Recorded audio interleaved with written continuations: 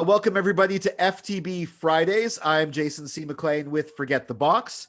Now we're recording this. It's 9:02 a.m. Eastern Time on Friday, November the 6th. Now the reason I said the time is because this might change by the time you actually see this, but as of now, there has been no official call in the U.S. presidential election, which happened on Tuesday.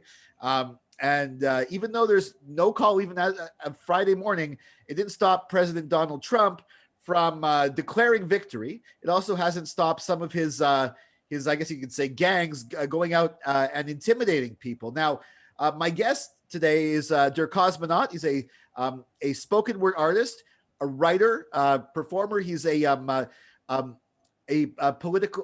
seasoned political observer. A proud New Yorker in exile in Serbia. First of all, welcome to FTB Fridays. Oh, it's great to be back on FTB. Been on, and the last time I was on was after the last election, so it's deja vu, just different location. Yeah, we bring you back for the elections. Okay, my first question is: with everything that's happening, was this inevitable? Yeah, it was inevitable. Plus, who else are you going to really get on FTB in Montreal, Quebec, Canada to talk about the U.S. presidential election? So, true. But I mean, in particular, what's been happening with following basically Trump declaring victory, even though there's no victory, and his gangs going out in the streets? Was that inevitable? Oh, yes. I mean, in fact, I predicted this. I was very clear. I mean, listen, for months, he refused to state if he would accept the results of the election. He kept saying, we have to wait and see. He made it very clear that he was not going to concede, and it was clear that he was lost. He's been doing this for 6 months, so why anyone is surprised that he's declaring victory, and no one should be surprised. This guy is very obvious. I mean, he's the most obvious person in political history. So yeah, of course he's going to do this, and of course he's going to try to delegitimize. Surprised. Yeah, I mean, honestly, I even was hearing that this is probably what was going to happen. But then on election night, it looked like Biden might have taken Florida. If Biden had actually won Florida, won early, and actually had that big a victory, would we still be in the same position?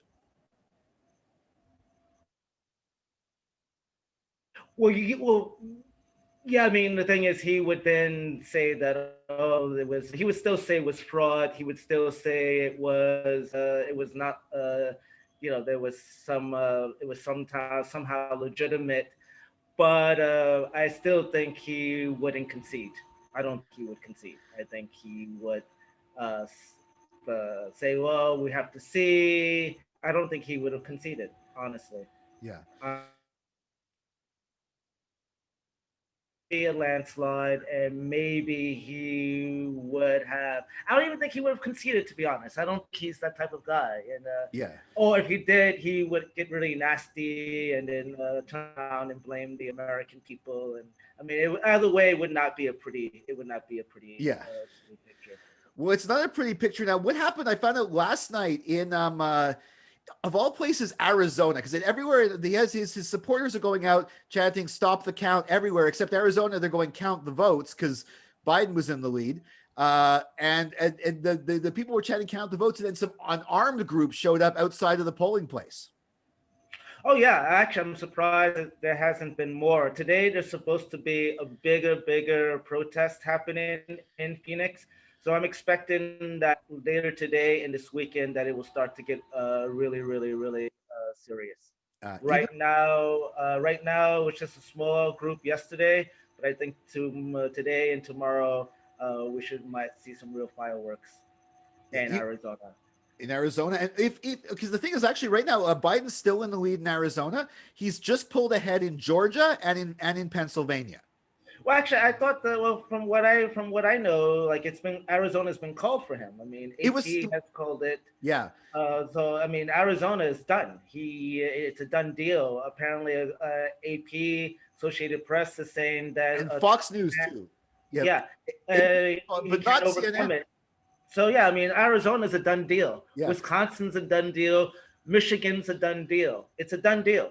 Yeah, and it's a done deal. Only thing that's left outstanding, as we know, is Georgia, North Carolina, Pennsylvania. That's what's outstanding. Nevada too. Everything else, what? Nevada too. Oh yeah, Nevada. Sorry, but everything else is a done deal. So I Yeah. don't So yeah, we have to be clear. Arizona is gone Okay. for Joe Biden. Because I thought it was interesting. Half the people, like AP and Fox, called it for Biden, but then CNN and some other sources said no, and like new NBC said no, which is weird.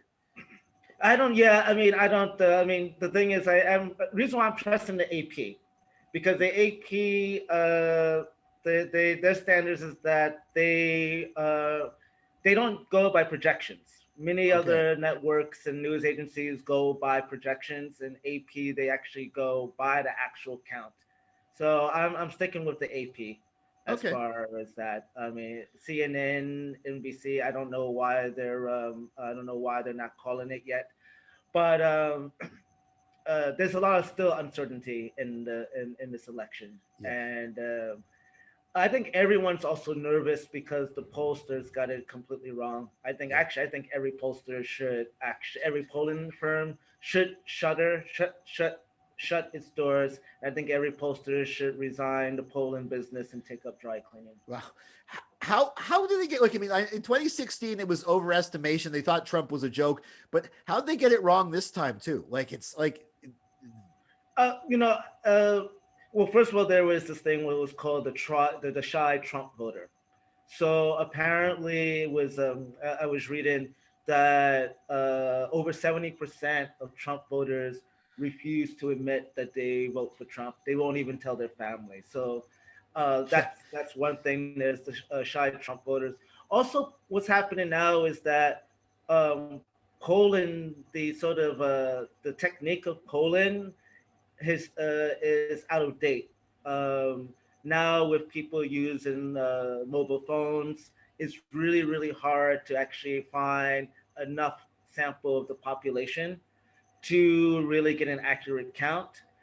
Usually before it was voting records and or the telephone directory, but now with mobile phones, a lot of people do not use mobile phones, and also with telemarketing, which you and I both know a lot yeah, about.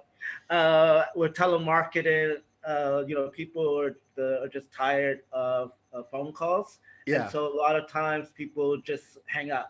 So I think that's two things. One, shy Trump voter. yeah, Two, the lack of the updated methodology. And three, just saturation with telemarketing, sales calls. And so people are just not yeah, answering polls. So I think those are the three reasons. But yeah, still, to be off by this much, yeah. no, I think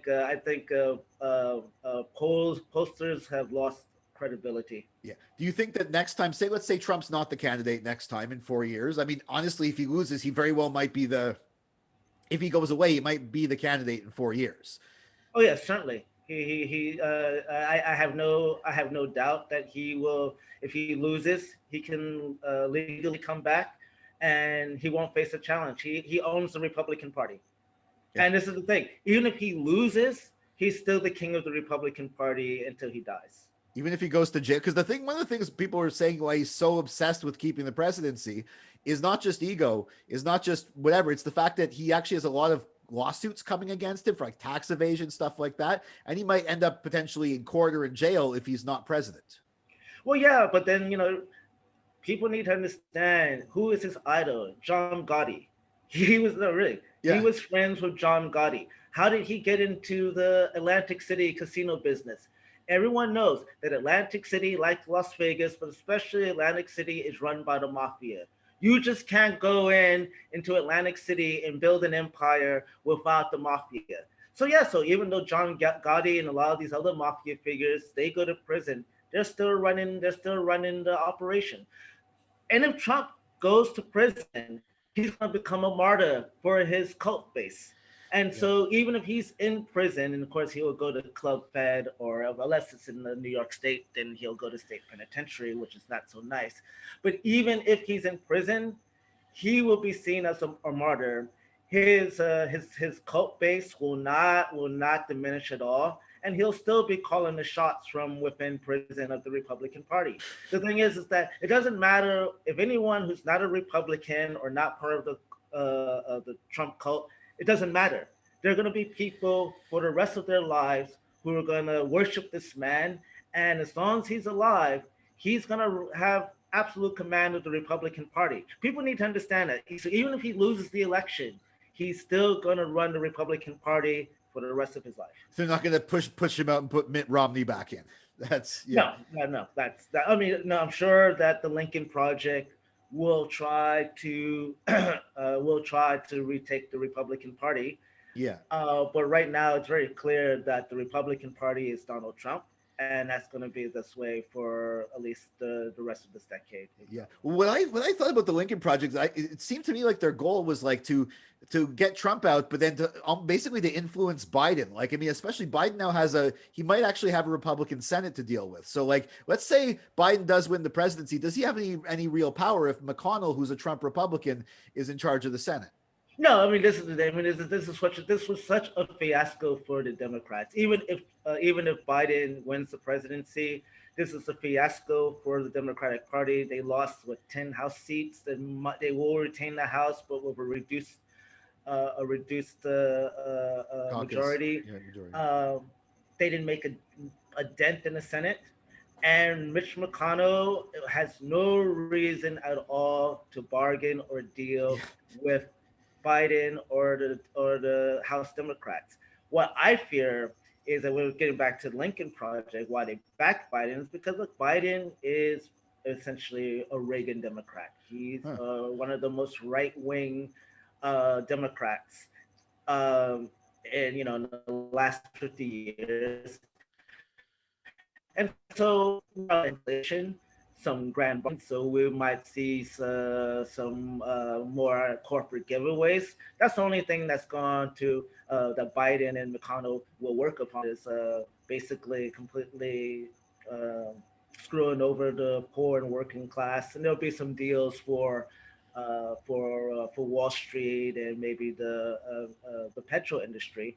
Yeah. But as far as anything substantial for the people, there's not going to be stimulus checks that's done. There's not going to be any movement on healthcare. So basically, what the Democratic base wants, they're not going to get anything from it. So, and this is going to be obstruction from the Senate Republicans, and that means that for the next 2 years, there will be more gridlock in Washington, and nothing will get done. Yeah. Well, what I hear from some of the people, I guess some people on pundits on very lefty news outlets in the States is that if it goes down like that, Biden gets or Kamala Harris, if Biden only lasts one term, gets primaried next time. Do you see that happening? Well, yeah. I mean, I'm not sure. I mean, she's definitely going to be the favorite by the DNC establishment, but I think that there's going to be a push from the DSA, the squad, and I think the next primary in 4 years is going to be even uglier than the last two. Yeah. There's a right now there's talk within the Democratic Party. There's already a lot of bit of ramifications from this fiasco, and the Democratic Party is on the edge of splitting up. And if Biden had lost, the Democratic Party, as it is now, would be finished, and you would see a split between the Bernie Sanders and the AOC and the squad. So the Democratic Party is in for a very, very, very, very hard future. Yeah, and it's going to be a battle over the direction of the party. Now, bringing it back from 4 years right to this weekend. Let's say today, 4:00 today, they declare Biden the victory. What happens next? Well, I think there's going to be lawsuits. I think there will be lawsuits. Trump and the Republicans will do everything they can to have a recount. There will be pressure, particularly, I think, Michigan, where the Republicans control the legislature. There would be pressure on Trump and Republicans will try to pressure perhaps Michigan, possibly Wisconsin, from certifying the vote. Okay. They will probably take it to court. So I think there's going to be, even if Biden is declared the winner, Yeah. I think there's going to be court challenges, recounts. So What about in the actually, streets? What about in the yeah. streets? Oh, what the streets, like I said, it's my biggest fear is that Trump mobilizes his fanatics and that, he might even for the inauguration be able to even get 50,000 armed Trump supporters on the streets of Washington. This is going to be very, very, very, Well, very bad. that's a Also, great what I'm thought. worried about, That's yeah, it's very possible to happen. I mean, people think this is not going to happen, or that it can't happen. They're quite mistaken. There was also, you remember, you have to recall that a couple of weeks ago when the governor of Michigan and Whitmer. the Michigan Attorney General uh, banned armed people from being outside the polling stations. Yeah. And then there were several rural sheriffs and police departments that said they wouldn't enforce that order. Um, so Trump has the support of the police. So one has to also wonder if the police will actually just stand by and let his armed supporters run rampage or even join them. So Yeah. it's very dangerous. I mean, until inauguration day, Yeah. Will the anything can Secret happen. Service kick Trump out of the White House? People are talking about that happening. Will the Secret Service like basically be the people who take a bullet for him and then at 12:01 actually remove him from the White House? Do you see that happening? Well, yeah. Well, what will happen was that they will maybe that what will happen. They just won't protect him anymore. They'll just like, no, you're no longer the president. Yeah. Sorry, we're gone to Biden. And the military? But yeah, he's I don't think he's going to. It's gonna be a very nasty, vicious, and violent transition. Right. Yeah. And we have to get ready for it. We have to get ready for it. I think this is now or never. You've got the QAnon God. fanatics, Yeah. and this is There's all the some of those narratives in of this is Montreal deep too, state. of all places. There's some of those in Yeah, I Quebec. wrote down. Oh, they're even here in Europe. Yeah. Even here in Europe, even in the Netherlands. But yeah, I mean, so right now, this is the conspiracy theories are going to go through the roof, and that this was a deep state victory, and that it was the satanic deep state, and now they have to go all in. And so yeah, this is a cult. We're not dealing with even partisan people. This is a Yeah. fanatical people.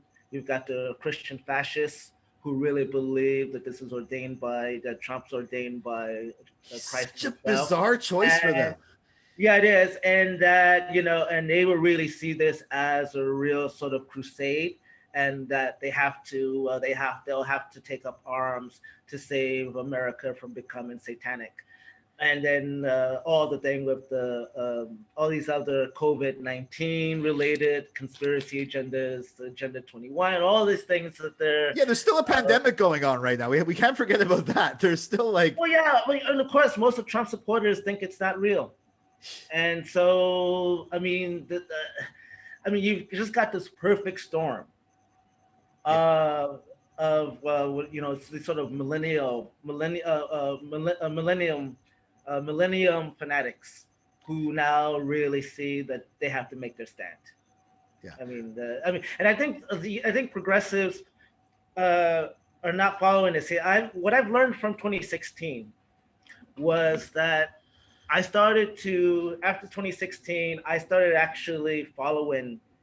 I started following podcasts, YouTube channels, Yeah.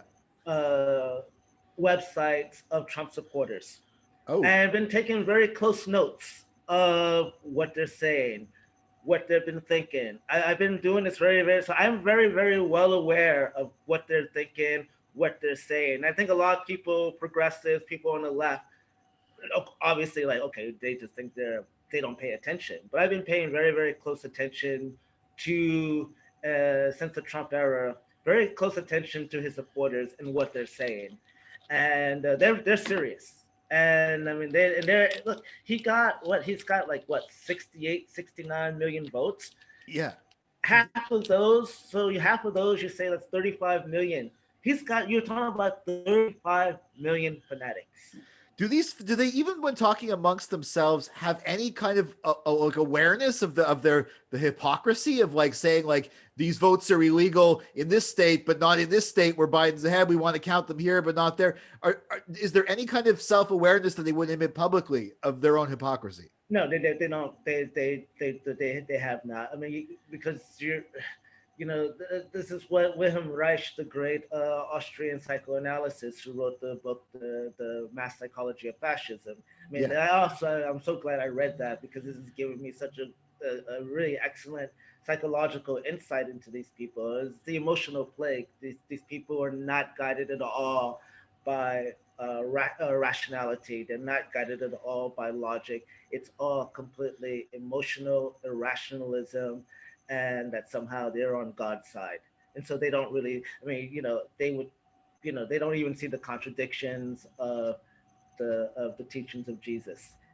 Can't even see that many of their beliefs actually contradict what Jesus actually supposedly said in the New Testament. Obviously, if they can't even overcome those contradictions, how can we expect them to overcome the more obvious contradictions about not letting the vote, having a recount in one state but not in another state? Yeah. These people are absolutely mad, but there's a method to the madness. Yeah. Meanwhile, you got Donald Trump willing to start a civil war over him not going to jail or paying a fine. Yeah, yeah. I mean, it's very real. It's very, very real. It's very real, and unfortunately, I think the Democrats and the corporate media have been playing down. They just think it's just Trump being silly, and that it's just all rhetoric, and they're not taking it seriously at all, because they're not paying attention. Yeah. They're not really paying attention to what his cult is actually saying. If you pay attention to what they're saying, these people are serious as cancer. It's not. They're the ones with the guns. Yeah, it's the ones with the guns, and they downplay the threat to kidnap Whitmer. This is very. Yeah, that's a huge crime, kidnapping. Like. Yeah. And I mean, and then this expanded. They were actually planning to. I forgot which other state. Virginia. They were also planning to go to Virginia. So this is a nationwide plot to have a putsch, and this is unprecedented in American history. This is unprecedented, and it's being downplayed. And I don't think this is very, very, very wise to downplay these threats. These are real threats. Yeah. And people are downplaying it, and you shouldn't do that. You shouldn't do that. You should raise the alarm that you have 30 million people, 35 million people who are ready to start a civil war. Just to keep a game show host in the White House. It's crazy state of affairs, and you've been predicting this for a while. Dear Kosmonaut, I want to thank you very much for joining us on FTB Fridays. Some very good insight. People can follow you at dirkosmonaut.blogspot.com. That's correct. You can follow me there, and I'm also on Twitter at Kosmonaut, and I'm also on Facebook artist page. You can find me, the Kosmonaut artist, there. And so I've now expanded my social media presence. Wow, good. So thank you for having me on, and thank you for the insight. Yeah, let's see what happens. You're welcome. Thank you. And you can follow me at Jason C. McLean. Also follow Forget the Box at Forget the Box, and check us out on forgetthebox.net daily. And we will be back next Friday with another FTB Fridays.